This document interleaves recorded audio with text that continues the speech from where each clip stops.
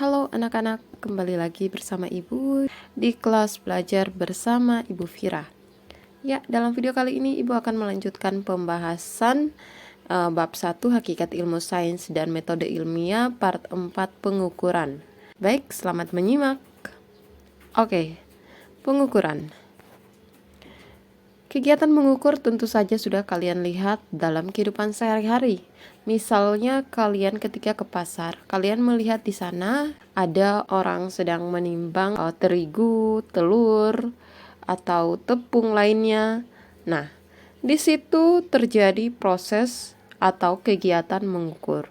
Kegiatan mengukur ini merupakan kegiatan penting dalam kehidupan dan merupakan kegiatan utama dalam IPA. Contoh, jika kalian hendak mendeskripsikan diri kalian, maka kemungkinan besar data yang akan kalian peroleh yaitu kalian mengetahui tinggi badannya kalian, umur, dan juga massa tubuh, yang semuanya itu merupakan sesuatu yang bisa kalian ukur. Nah, untuk mengetahui lebih dalam tentang pengukuran, mari kita belajar tentang pengukuran.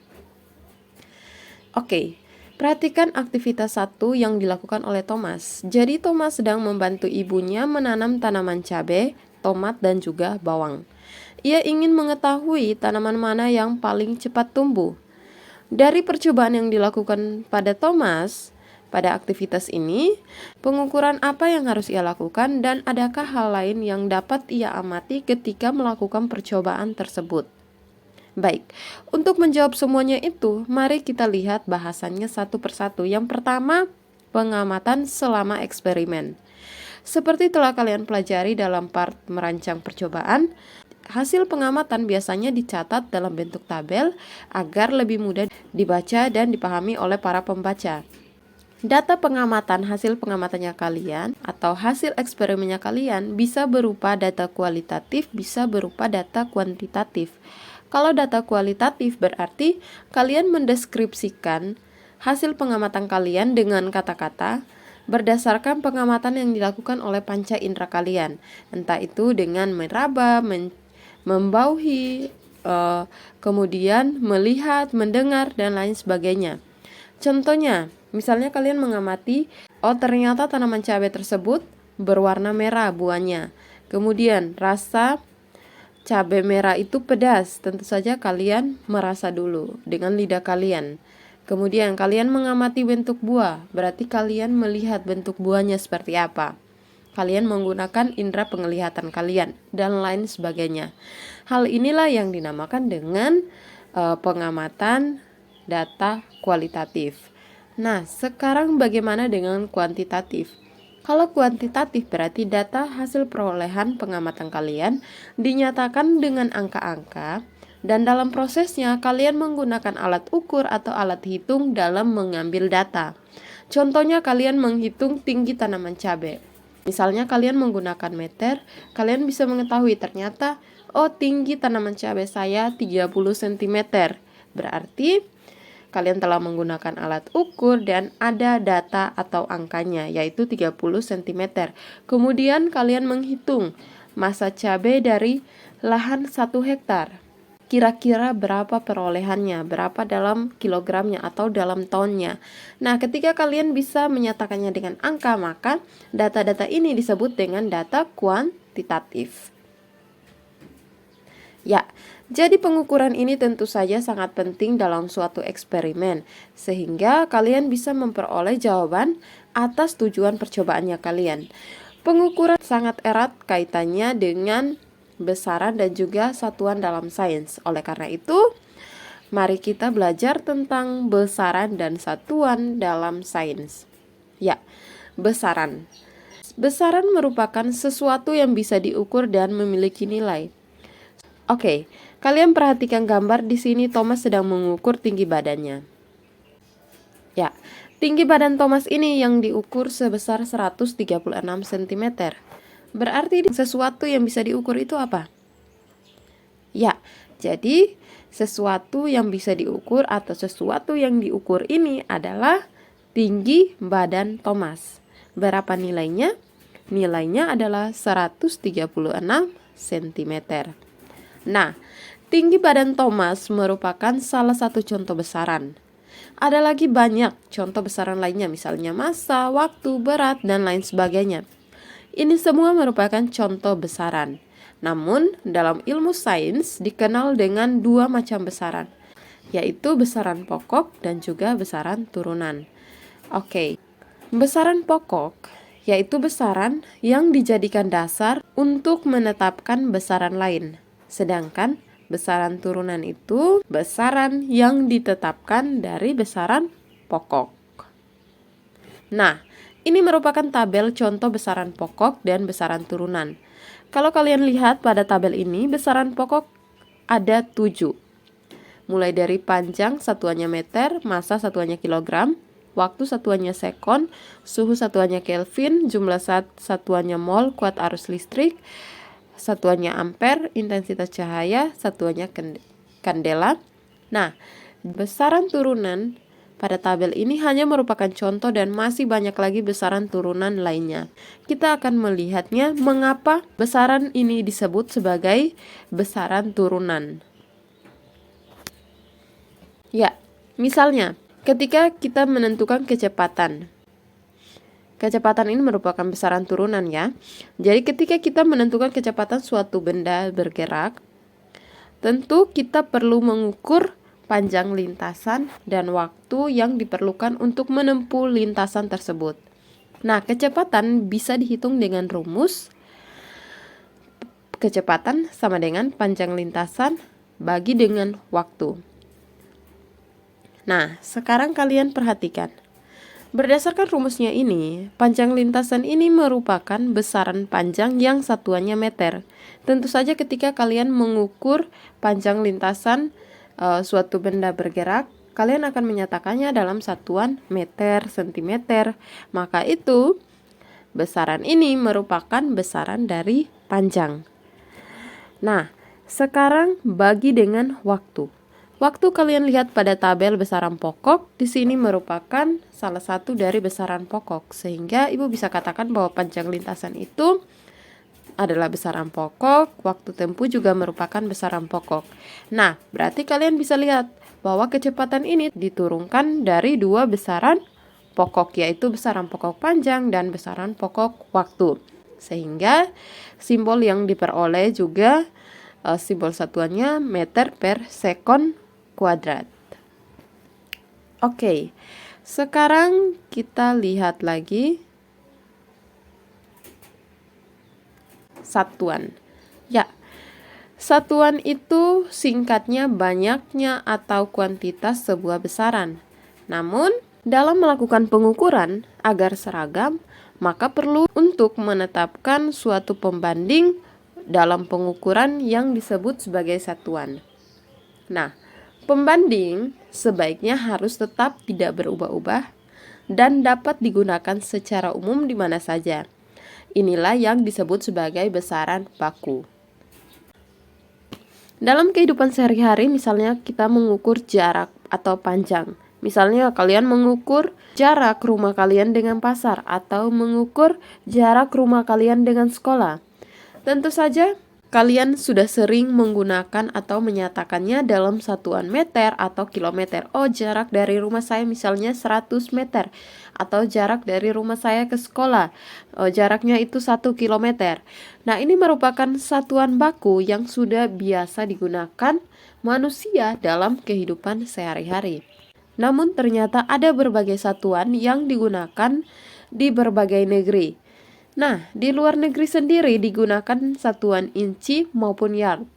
Ini merupakan satuan baku, namun tidak secara internasional digunakan. Ya, jadi kita akan mengenal juga satuan yang merupakan satuan yang ditetapkan secara internasional dan juga satuan baku yang hanya dipakai oleh beberapa negara. Nanti Ibu akan mencontohkan contoh-contoh lain terkait satuan yang hanya dipakai oleh beberapa negara dan satuan yang dipakai secara umum atau dalam satuan sistem internasional. Nah, di zaman dahulu satuan untuk panjang sendiri juga telah digunakan. Misalnya mereka menggunakan ukuran lengan, jengkal, atau kaki manusia. Nah, contohnya seperti pada gambar berikut. Ini semua merupakan satuan yang tidak baku. Kenapa dikatakan satuan tidak baku? Tentu saja depa, jengkal, hasta antara satu orang dengan orang lain berbeda. Misalnya, kalian dan teman kalian mungkin saja memiliki bentuk jengkal yang berbeda. Sehingga misalnya kalian mengukur panjang meja kalian dengan jengkal, tentu akan hasilnya berbeda satu dengan teman kalian yang lain dalam kelas tersebut. Ya, Ibu akan menyebutkan contoh lain satuan yang berbeda di belahan bumi. Misalnya besaran suhu. Di Indonesia tentu saja kalian mengenalnya dalam satuan derajat Celcius. Di daerah lain, misalnya negara subtropis, mereka menyebutnya dengan Fahrenheit karena memang keadaan cuaca mereka yang ekstrim, yang kadang minus, sehingga mereka menyebutkannya dalam satuan Fahrenheit. Sedangkan dalam sains sendiri, secara sistem internasional atau standar internasionalnya digunakan satuan suhu itu adalah Kelvin.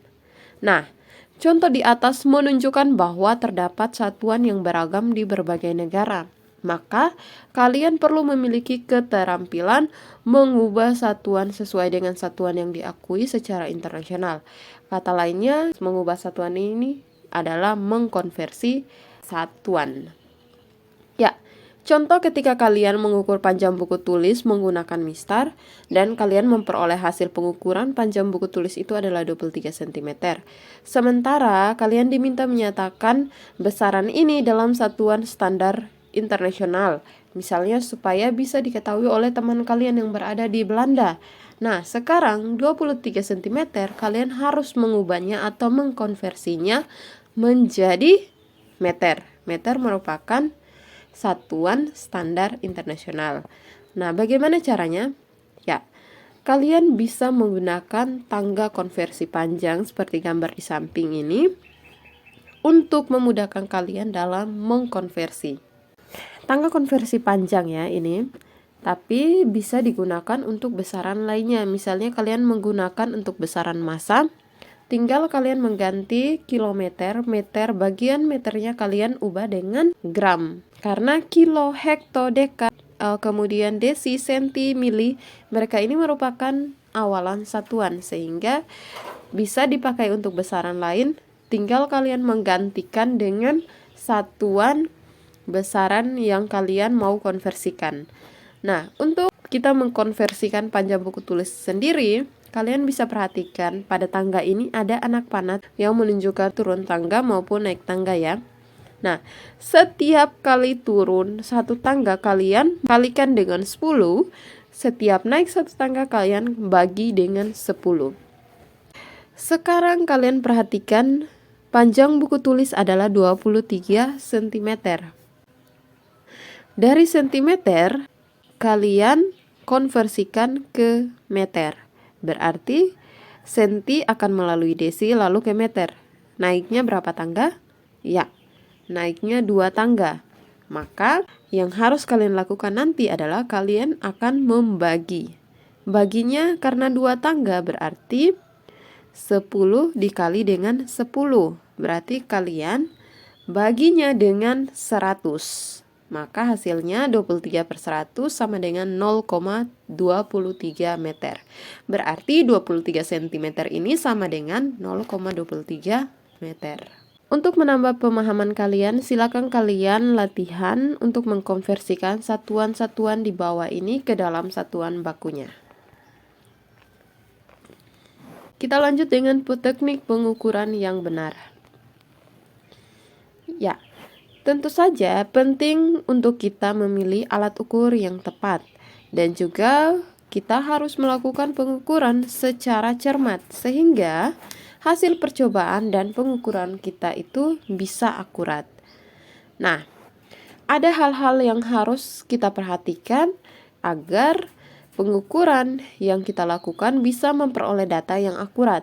Misalnya, yang pertama, alat ukur yang kita gunakan, kita harus memastikan bahwa angkanya menunjukkan pada angka 0 atau skalanya berada pada angka 0 sebelum kita mulai mengukur. Yang kedua, kita memastikan bahwa kita menggunakan alat ukur yang tepat. Misalnya kalau kalian mengukur besaran panjang, kalian menggunakan mistar atau meteran. Kalian mengukur massa, kalian menggunakan timbangan. Nah, alat ukur ini harus tepat untuk mengukur besaran tersebut. Selanjutnya, selalu catat hasil pengukuran disertai satuannya dan jangan mengandalkan ingatan saja. Ya, selanjutnya juga mata ketika kalian membaca skala harus sejajar dengan pembacaan skala pengukuran. Kemudian, misalnya kalau kalian mengukur tinggi dari suatu cairan yang tidak rata atau cembung, maka kalian harus membacanya dari sisi cembung cairan tersebut. Baik itu jika cembung ke atas, maka kalian membacanya yang cembung ke atas. Kemudian kalau cembungnya ke bawah atau cekung, kalian membacanya pada bagian yang cekung.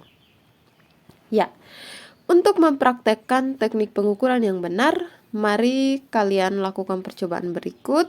Lakukan langkah demi langkah dan ingatlah untuk menjalankan peraturan keselamatan dalam laboratorium IPA. Ya, masih ingatkah apa saja? Oke. Ya, jadi percobaannya kalian mengukur tinggi badan teman kalian dalam satu kelompok. Yang kalian lakukan pertama, kalian memperkirakan. Tanpa mengukur, kalian memperkirakan. Lalu kalian mengukur badan teman kalian dengan meteran. Lalu jangan lupa disertai satuan. Nah, hasilnya itu kalian masukkan dalam tabel berikut. Oke, sebagai refleksi, apakah perkiraan kalian mendekati ketika kalian melakukan percobaan sebelumnya, ataukah masih jauh dari hasil pengukuran kalian?